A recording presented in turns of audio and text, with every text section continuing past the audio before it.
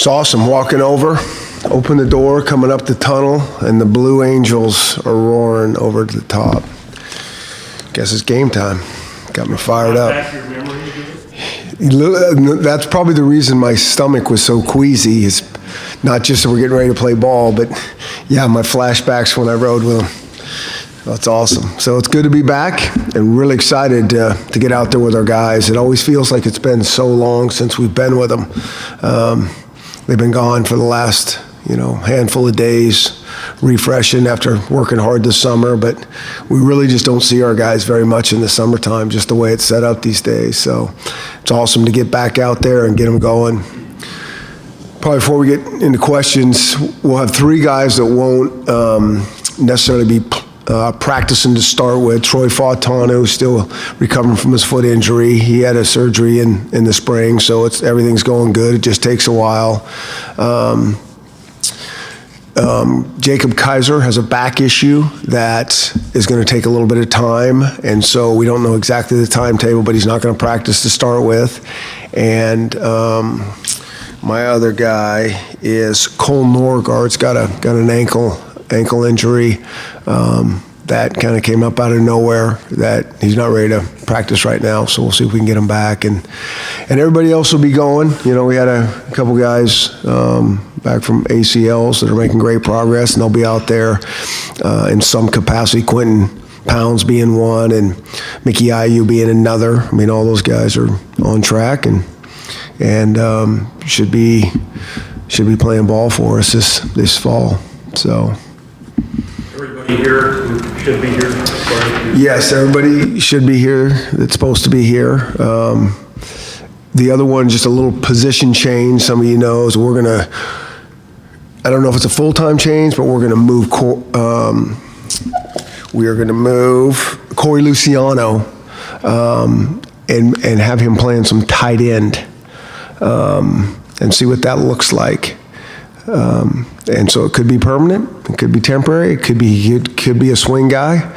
I know he's got a big smile on his face. I just saw him and he's like, yeah, I was home and it was great and I caught some passes. And I'm like, wait a minute, that's not really why we're putting you there. But don't tell him that. So, no, I think it's awesome for him. And so he's excited and we'll see what he can do. We're just trying to get guys on the field and where the depth changes and all those type of things. We'll just move guys around. Why him? Really athletic. That was kind of the thing that we loved about him when we recruited him. I mean, super, super good feet, and that didn't disappoint when he came in.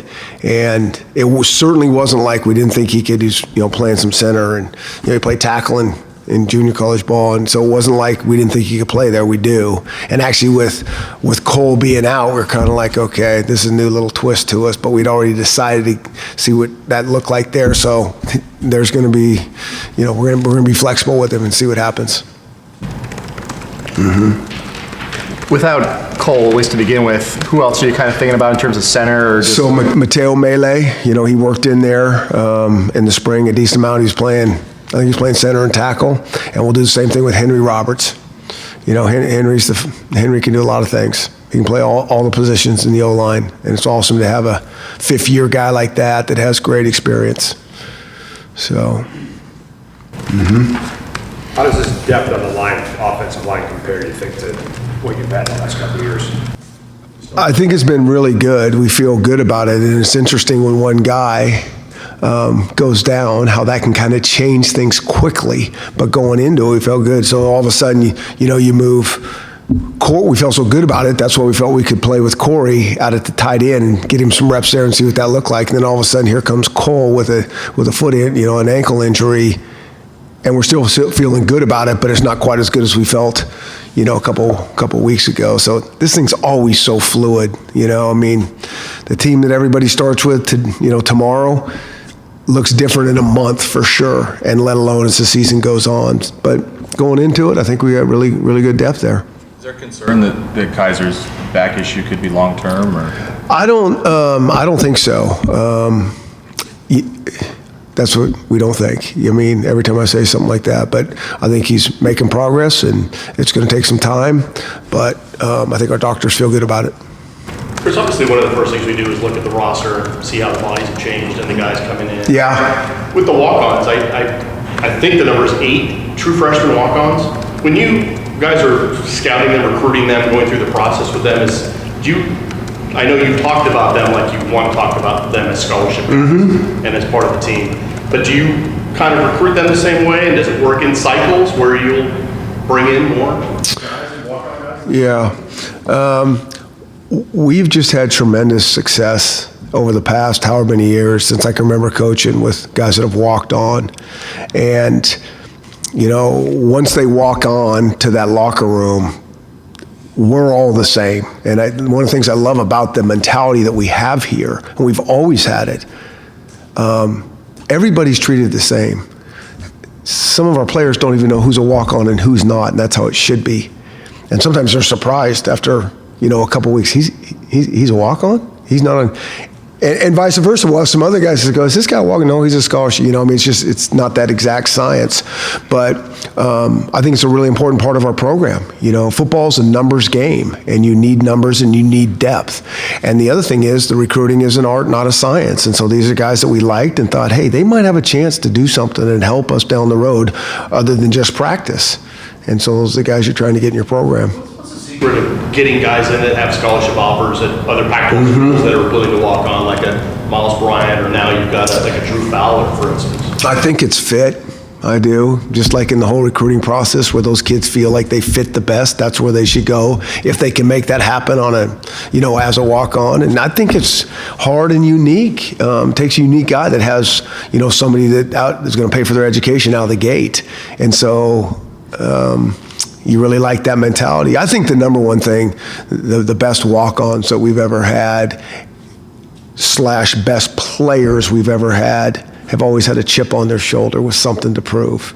You know, just that mentality. And when you can get those guys that maybe even have a little more of a chip, that really feel like, you know, that they really have something to prove, it's awesome. And I say that best players because now we're talking about a whole different category, but that's our best players. They always have a chip on their shoulder. They always have something to prove. They've never arrived.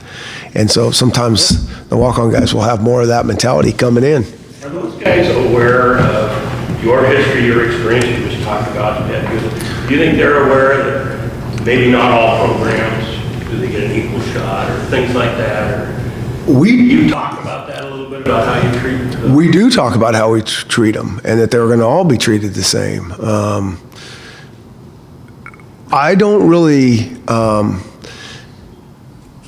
our recruiting process on those guys sometimes been a little bit different though. Like we're willing to give them up. Like a guy needs to really want to be here and put that chip on their shoulder. Sometimes I think in the past we may have over-recruited some guys to come here, and it really hasn't worked out. It's the guys that we say, hey, here's the opportunity. This is what it looks like. And just, you want it? Let's go.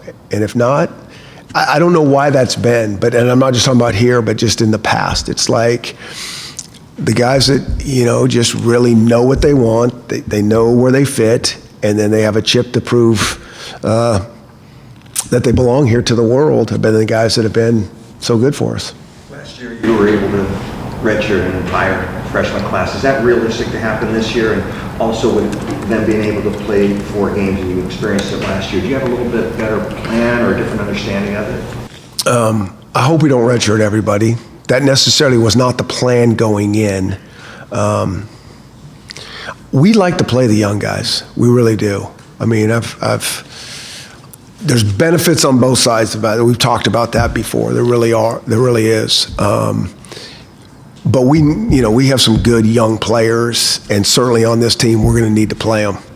And so that's not the plan to redshirt all these guys. And it wasn't really the plan last year, but we didn't know how that 4-game rule will work out. So I think the plan going in is some of these guys are going to play. I mean, they're not going to redshirt, and there's probably going to be a lot of them that play in 4 games. And so we'll just kind of figure that puzzle out as we go. Chris, big picture question. You lost a lot of big time, big name talent. How do you feel just overall about the team going into the season? I feel excited. We've been through this before many times when you're in college football. You know, it's cyclical in terms of you'll have some young guys that have played for you for a long time.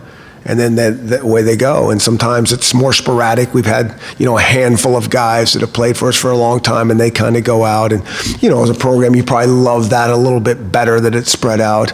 But we have been through this before where some really marquee guys have moved on, and it's, it's bittersweet. But I think it's interesting too. I remember when those guys were going, and Jake was walking out the door, and Miles and all those guys, and it was an interesting feeling because you hate to see him go, but you almost feel like, and I think they felt like this, it was time. They've really done all they could do here, and they've graduated and all those type of things, and it was time for the next thing. And I really felt that about those guys, which sometimes you don't feel like that. I just felt like they really did a great job help moving. We always talk about leaving this program better than you found it, and that's a hard thing to do sometimes. And I think they did that, and I think they're ready for their next challenge, and it was just time. You mentioned, you're not around these guys a lot in the summer, but I'm wondering, talking to the strength and conditioning coaches and stuff, have there been any names that have jumped out in terms of consistent standouts or anything in that regard? I do ask that question, and I have a hard time getting an answer out of them, to tell you the truth, because I think we have a lot of guys that are really consistent, and we have guys each week that they kind of award as the lifters or runners of the week, and it's different every week. But just in terms of the guys that have stood out this summer, there's not any one, or there's not a handful. And if there was just that, I'd probably be a little bit concerned, because it needs to be more than one or a handful. It needs to be a lot of guys. And, all indications, I think those guys have had a really good summer, and I think everybody's itchy to go play football. Chris, you talked about Miles and those guys leaving and setting the program in a better place. Is there anything with the young guys coming in, you said you're excited, any one thing, or it's just that you've got a good class? Yeah, I think that's the thing that makes it, pretty interesting and exciting and I think that's interesting for the fans that follow us. It's not any one position, Our entire defense, in terms of the guys that have moved on, obviously the marquee position at quarterback, running back, tight end, losing Drew Sample. I mean, I always think about guys like, and there's a couple other guys too, like, that tight end position isn't this, marquee position by any stretch in terms of the glory that can come to it, because what we ask our tight ends to do. I mean, Drew Sample was like in the trenches, and wow, the things that he did for us, and that's why he was drafted so high, but nobody else really paid that close attention to him except for us and his parents. And so that was, pretty cool for that to happen. But that's also like not only what he did on the field, his mentality off the field. I mean, this was a guy that was, if the training room was open at, 6:30 in the morning, he would be there at 6 a.m. I mean, since he'd been a freshman. And so just all those little things that we're trying to replace, that he kind of set a great example, but now the next guys need to fill into those roles, and away we go. So that's what I think. I mean, you talk about our linebackers, and you just go down the list, and you talk about our O-line when we started having some depth, but we also know that thing changes so fast, in the real game of football, when guys get dinged and certain guys play better or not, and we're moving pieces around. And that's the exciting thing about this team. We got a lot of work to do, but we got a lot of really good pieces to work with. To that, and also based on the film that you were able to break down after spring, what are the one or two position battles that you're most excited to check out tomorrow? Yeah, and again, I'm not trying to dodge the question. I'm really not. It's not. I'm responsible for the entire team, and so if we have this position and the DBs don't take care of things, we got big issues. If our tight ends can't hold up, it's what's going on with us. So it's like we got it across the board. I'm excited really to go see everybody, because we need a lot of guys that haven't had prime time stepping up and be ready to go. And they've worked hard. It's not just been since the summer. It's been through spring ball, and you can see progress. But those guys, we told them when we left, they need to become smarter players. They need to be in the best shape of their life.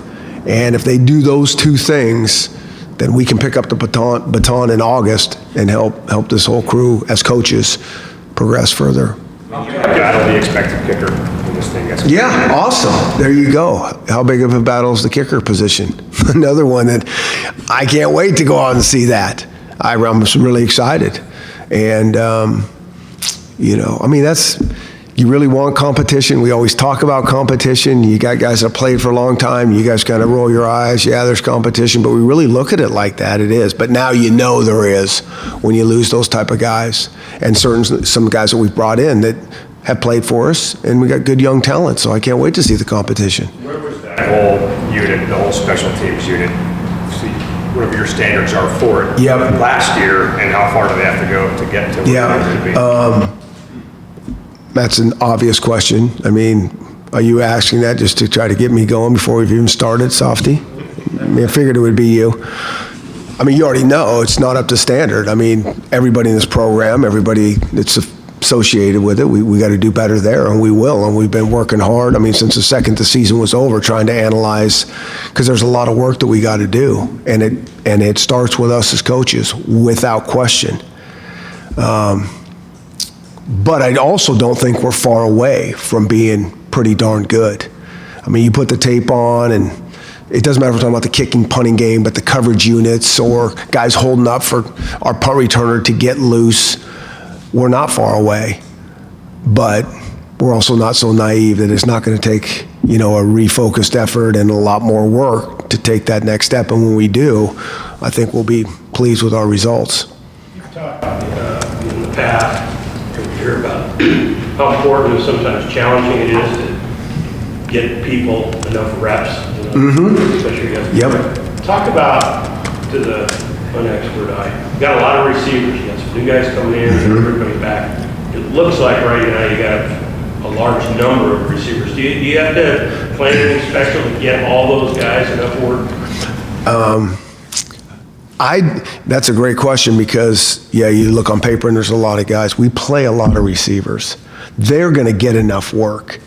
They really will. I think one of the things that people that maybe even see our practice a little bit, and certainly young players understand, every rep that they take matters. You guys just see when we line up 11 on 11 and think that's it. That's not just it. We analyze every drill rep.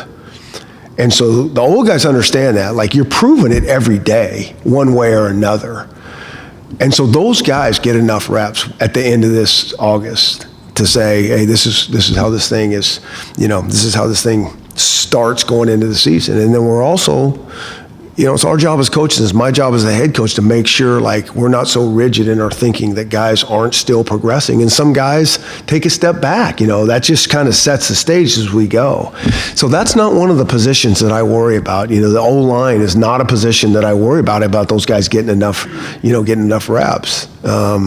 They're going to get enough reps in terms of the drill work and all those things. The one that's always tough is the quarterback. Just because of all the different things that come his way. And that's a little bit more difficult, but I still feel like we can get enough reps for whoever's going to be our guy, game one. And that's the starting point. I go back, we had this conversation, maybe it was down in LA, when we named Jake the starter as a freshman. He kind of had earned it at that point. And it was like splitting hairs between him and KJ. And we said, hey, we'll give him the first shot and let him go play for what we know it wouldn't be perfect, and we get that. But it wasn't like, well, Jake Browning's going to be the starting quarterback for the next 4 years. That's not the mentality. And it'll be the same here. Last year's wide receiver group, what was your postseason analysis about the lack of production? Yeah, you'd like to see, and I'm not going to ever put it on any one, because it's not any one group or guy. When we talk about the passing game, it's all of us on offense, and I think Bush and I have looked at this, long and hard, and some of it is we just got to take more chances and throw the ball downfield. So we truly can put it on those guys, because I do think they have the ability. I think in college football now, a lot of these colleges are lining up and playing man coverage, and you got to beat that guy down the field, but we got to give them as coaches a chance to go make a play. And we also understand some of those percentages will be lower the further you throw it down the field. So you probably need to call a few more of those to equal out the percentage. You don't have to hit them all, but you got to hit a couple. And so, it starts with us as coaches again. I'll come back to all this, whether it's special teams or the pass game or things that we weren't feeling as good about. I really mean it. It truly starts with us as coaches. And our coaches are under no illusion that it's not. And so we start analyzing how can we help our guys be more productive, whether it's red zone, whatever. And then, okay, try to give the guys the plan, the script. This is where you come in. This is what you have to you have to win this matchup because there's only so many things you can do. I do think we have the talent. I think those guys have been here for a long time, and so I'm excited to see this crew roll. Just to clarify what something you said, you feel like you can balance the competition at quarterback with also making sure that whoever starts the opener gets the reps, right, they need. Do you feel like you kind of owe it to those guys to let that go for 10 days, a week, 2 weeks, or do you kind of feel like, hey, there's a chance maybe I'll know by mid next week who my guy is? I don't think we would know by next week. I think it is, they haven't been playing football since spring ball, so it's, I would say your first statement, that we do owe it to them. I mean, I don't want those guys, and this is what, I'm going to have this conversation. I've seen a couple of them, but I haven't seen them all. I don't want them feeling like they got to be perfect out there. Oh, I'm only going to get so many reps, and I got to be, because that's not it. That's not real. Football's not a game of perfect. Life is not a game of perfect. There's books called that, titled that. Golf is not a game of perfect, right? I mean, it's so true. It's just not. And so the worst thing that we could do to those guys is put more pressure on them, feel like they got to make every play at whatever position, because that's not true. And so we got to let them make mistakes, and it's okay as long as we're learning and all that. So it wouldn't be fair to say next week we got our guy. At Bush, if I have my facts correct, which who knows if I do, is in. No, we know you probably don't, but go ahead and ask it anyways. He's in the same position for 2 years in a row, I think, for the first time in his coaching career, Bush is. Yeah. Right? I mean, how big is that for him, you think, to just come off that year and be able to dive right back into it and not do something else? Yeah, I think that's a good thing. I do. I think it's a good thing for him personally in terms of his growth and to be able to analyze and figure out how to take the next step. And I think it's good for us, to be able to do the same thing and progress as an offense and, have the continuity of some things that we've been wanting to be better at. And sometimes they take longer than we'd like them to take. And so I think it's good, and I'm excited. I mean, there's a lot of excitement around here, that we talk about our players, but I'm always excited for our coaches too, to see what, how they step up, how we all step up. The quarterback battle. Have you ever been around a competition where one of the guys that's in the middle of it hasn't taken a live rep for a couple of years? And is there some things that you have to maybe adjust for that?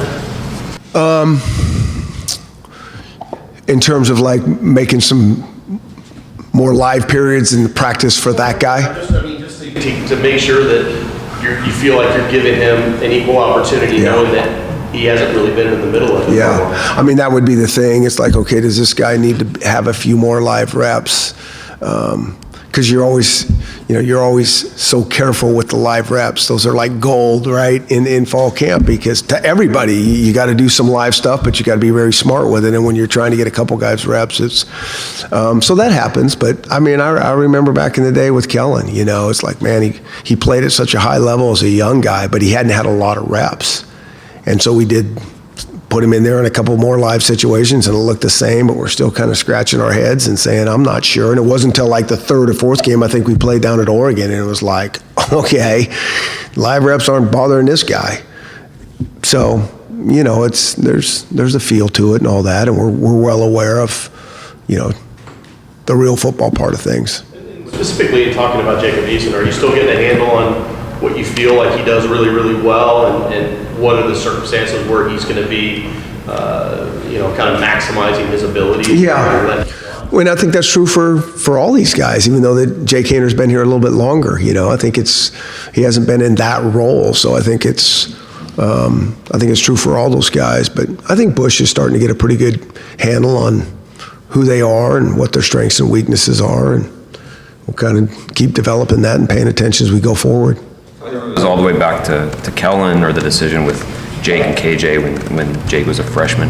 Do you analyze competition at that position differently now than you did maybe when it was making the decision about Kellen at Boise, or even 4 years ago with Jake? Not really. I mean, we chart every single thing, so we do look at that. But sometimes stats can lie to you. Have you ever heard that, Sausti?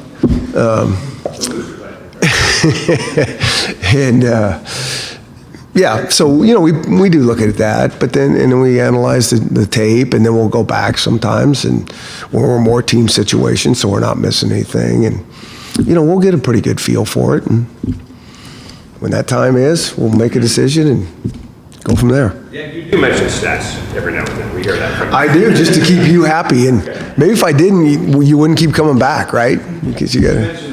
Red zone issues, did you guys kind of, obviously Yeah. you figured out what you thought was going wrong. Can you talk more about kind of what was ailing you guys there last year? Yeah, and so, like I always say that, we would have fixed the problem last year if it was one thing. Some of those problems, like sometimes while you're doing really well and having success, is hard to put your finger on what is the problem when you're not having, it's not any one thing, it's a combination. And so that's what the issue was last year. And I say it again, we were close. Can you give us an example? Well, I think a lot of it was a little bit of self-destruction. We'd have some penalties and a couple negative plays. That was as big as anything. And that area is a tough area. You get into the low red zone, things get very difficult right there. And so you can even get out of the red zone and say, we had a bunch of explosive plays. I think we had more explosive plays last year than we did the year before, but we didn't score as many touchdowns on those explosive plays. So we're driving away, get into that red zone, that low red zone where things get tougher, and then we're not playing as exact football as we need to when we're making some self-inflicted wounds and negative, those type of things, and just didn't execute maybe like we need to. But it's one of the tougher areas to even operate in as an offense. So, we can keep going down the list. It's just, it is a little more complicated than you'd think. And, that's what we study. And it's not as easy to come out and go, oh, yeah, we're going to do this one thing. And the magic wand has been waved. But we think we have a plan as we move forward and try to fix it. Your alma mater has been added to the schedule. What year would that be? What year is that? How many years is that from? So 5 or 6 years? Let's talk about it in a few years. No, I don't think so. I don't know. Jen might have mentioned it to me. And I'm trying to figure out right now. Somebody mentioned who we played next year. And I'm like, we play those guys next year? I was at a camp in Hawaii, not this year, but last year. And Nick Rolovich, the head coach, said, yeah, we're playing you guys next year. And I had no clue we were playing those guys, honest to God. And so I'm like, we do? And you're letting me in this camp? You're awesome. So you don't have like final say on schedule? We talk about it, and she would, we'll talk back and forth. But like I told you, we only have so many options. And, I'm like, okay, yeah, I'm good with whatever the options you think at this point. And we go from there. But yeah, I didn't remember that Davis had actually been added. And 6 years, that's times 7, the dog year thing, 42 years from now? Okay, yeah. Yeah, 42 years, are you gonna be here? And you experienced a kickoff at 9 a.m. Okay, don't get me started. I have. I've been one of those guys. We kicked off against San Jose State at 9 a.m. It was miserable. You get your players up at 4 a.m. to go play. And I get it, what we're trying to do, be creative. I do. And maybe we do that. But it's hard on the guys. So now, okay, you're just going to get them on Saturday at 4 a.m.? That doesn't work like that. You got to get them into a routine. So then you're trying to get them up all week at 4 a.m. and do this practice thing. So that's just starting with the players. So fans, are they going to get up to get here? I know we're trying to be creative, but it's hard. And we probably should have done a lot better than we did, and we went into overtime to win the game in overtime when it probably, and we're looking back and going, is that because of the, it's a different feeling. It feels much different than certainly a 12 noon kickoff or a 7:30 kickoff. It's just different to those players, for sure.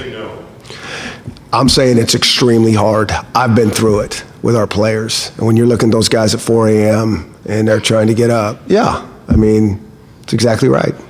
You feel like that's a real possibility? I don't know. I just do what they're telling me to do, and then say something, and you guys make a controversy out of it.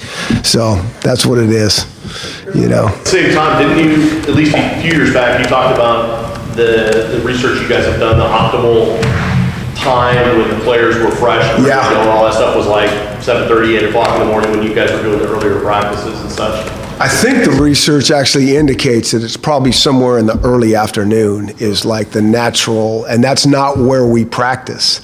You know, we're more in the morning, so that, you know, does help us. We're not 4 a.m.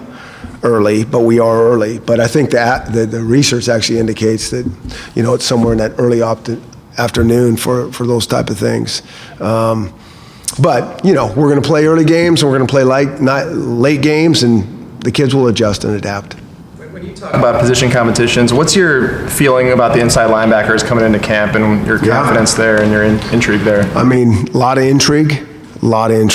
You know, Brandon Wellington's played some pretty good football for us. He's been in a lot of games and done some good things, but he also hasn't ever been that primetime marquee guy, so that's going to be a little bit different for him.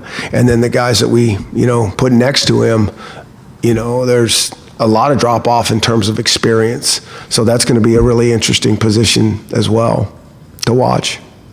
You talked about analyzing your coaches and making sure they get better. How does that fit into a week-to-week game schedule, or is that something that sort of gets shifted into the offseason? No, I mean, I think we're all, you know, we always talk about trying to live up and compete to the standard, whether we're talking to our players or our coaches, and the standards is the best that we've done. You know, we've always had those good game plan weeks. We've all had those really good days, and we know what that feels like. And it's really hard to have that on a consistent basis. And we're always trying to just be more consistent with our personal standard. And when we can do that, then the standard changes and rises. And that doesn't change from game week to off weeks to, you know, any time of the year. I mean, that's just who we are and what we're all about. We're all trying to get better at all times. That's an anchor, that's a cornerstone of our program from A to Z in terms of what we do. And it doesn't matter if we're talking about a person we just hired, to a freshman coming in, to myself who's been here, 6 years. That is what we're trying to do, is get better. So that never changes. With the place kicking competition, how do you evaluate the kickers beyond just this person made this many kicks in practice and that person made however many? What else goes into an evaluation like that? Yeah, I mean, I think it comes down to who's making the most, but we certainly know that the pressure of the game changes everything, and so there's a lot of on-air kicking that's charted, and there's pressure situations that are charted, and we just see if there's a difference between those. And we also know we're never totally recreating it in practice as much as for everybody. As much as we're trying to do that, the games are a little bit different, but you get your best indication of who you think is going to be most consistent, and like I say, you give that guy a shot and see what he's got. Next man up mentality with the running backs. Can any one of those guys be literally the next Myles Gaskin if you ask him to be the next guy? Yeah, that's not our deal. If comparing anybody to Myles Gaskin or Jake Browning or Caleb McGarry or, Vita Vea, it's like, are you good enough for us to get done what we're trying to do around here? It's, we want your own uniqueness, and that's how it is. I mean, we just want to. I do think we can have some really good production back there, and however we get that done, whatever that looks like.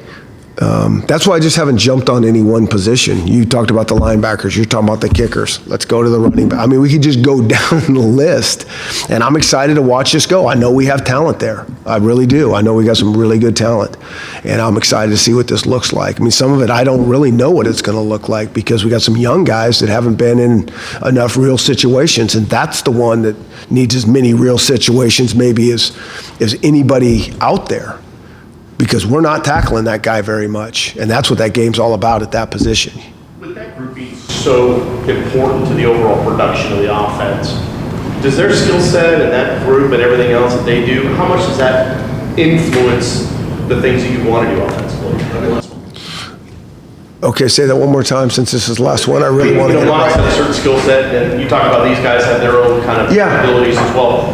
With that being so important to the production of the overall offense, how do those differences manifest themselves in what you have to do to stay productive? Yeah, like I said, I think everybody's so different, but a good running back is a good running back. They're going to, maybe one guy's really good at breaking tackles, and another guy's really good at making guys miss.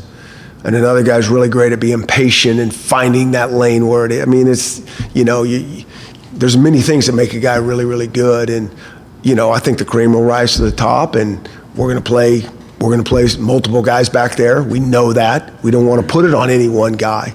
If there's one guy that's clear-cut better, the lead dog, so to speak, we're still going to play other guys because that position takes too much of a pounding, and so we got to be smart about that. And like I said many times, I think Keith Bonifa does a wonderful job of keeping those guys all in the mix. And, as much as you'd like to see Miles in there in the past at all these different times, we could never do that. I mean, because he wouldn't, nobody would hold up like that. Chris, just one more on that. You talked before about the non-conference schedule, like Miles's carries would be kind of down, and then with conference play, they'd start to go up a little bit. Yeah. How much does that change with the Cal game in week 2? With the Pac-12 game right off the bat there, do you? Yeah, I mean, we'll cross that bridge when we get there, I mean, I think everything is, game plan related, whether it's game 2 or game 8, and what do we have to do to win the game, with the big picture in mind always. It is only game 2, and it'll be a super important game, like game 1 is, but maybe for different reasons. And so, like I said, I think our coaches are really good at analyzing that in terms of why we're using.